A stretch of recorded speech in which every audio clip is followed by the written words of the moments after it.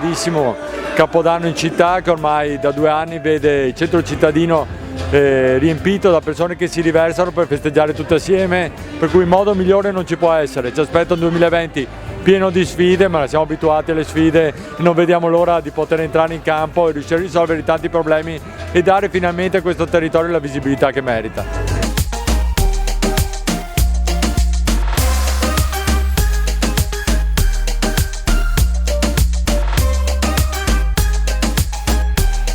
Siamo contenti perché è il terzo Natale che facciamo a Conegliano, è il terzo Capodanno che proponiamo in città e dobbiamo dire che vediamo la gente che ha voglia di venire a Conegliano, ha voglia di essere tra di noi e di partecipare alle festività che quest'anno sono iniziate il 7 di dicembre e finiranno il 6 gennaio.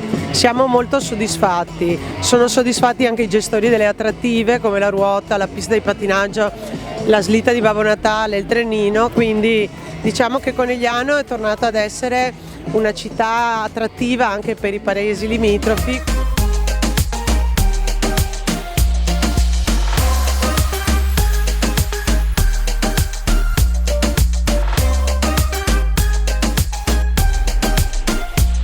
Auguro a tutti, veramente a tutti, che questa sera facciamo festa tutti insieme per questo termine 2019. Grazie a tutti. Volevo solo ringraziare tutti i volontari in campo che ci sono qui a Conegliano questa sera.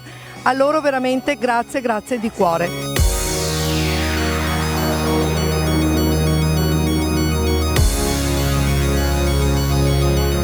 Mi sento solo di augurare a tutti i cittadini e a tutte le persone che frequentano Conegliano un buon 2020, sperando che sia un anno un po' più sereno anche dal punto di vista economico. Auguriamo a tutti veramente un buon anno, un buon termine in questo momento e auspichiamo che Conegliano possa tornare a rifiorire come negli anni passati. Le manifestazioni comunque riempiono la piazza, ma c'è un grande lavoro a livello di sicurezza.